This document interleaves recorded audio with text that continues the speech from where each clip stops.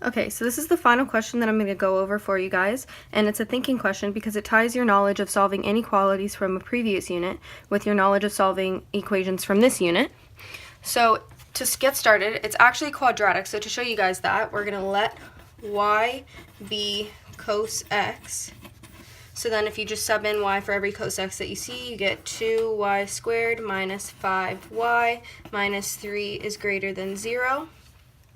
And then what you would do next is you would factor how you normally factor quadratic. And then so you would get 2, and then I'm going to sub back in cos x for every y. So 2 cos x plus 1 and cos x minus 3 must be greater than 0.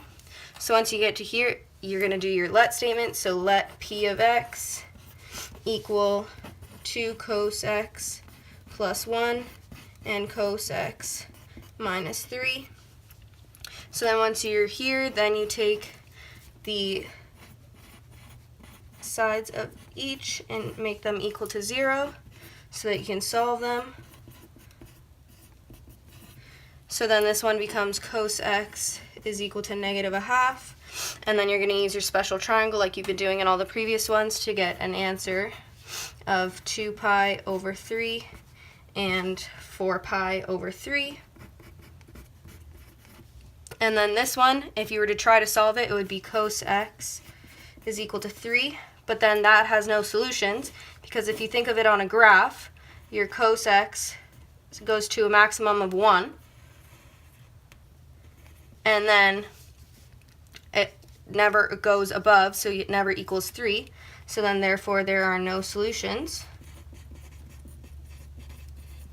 And then so what you do here is these are your two solutions, and you're going to put them into your interval table because then you have to solve your following inequality. So 2 cos x plus 1 and cos x minus 3. And then your total overall function. And then you're going to state your intervals, so x has to be less than 2 pi over 3. The in between, so 2 pi over 3 must be less than x, which has to be less than 4 pi over 3. And then your final one, which is x has to be greater than or equal to 4 pi over 3.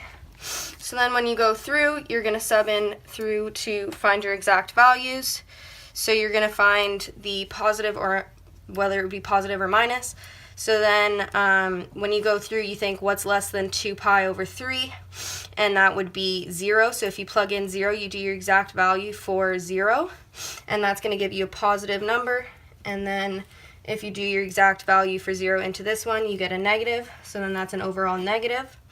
And then you think between what's between 2 pi over 3 and 4 pi over 3. So that would be pi, and you're going to sub it back in, and you're going to do your exact value of cos x, or subbing in x as pi, and that would also give you a negative. And then you would do that as well and do your exact values to get another negative. So then it would be an overall positive. And then for your last one, you're going to do greater than 4 pi over 3. So you would do 2 pi, again, summing it in to get an exact value, and then solving. So then you would get positive and then negative. So that's an overall negative. And then if you look back into your question, you're looking for when it's greater than 0. So your answer is when it's positive. So therefore, 2 cos squared x minus 5 cos x minus 3 is greater than 0 when 2 pi over 3 is between x and 4 pi over 3.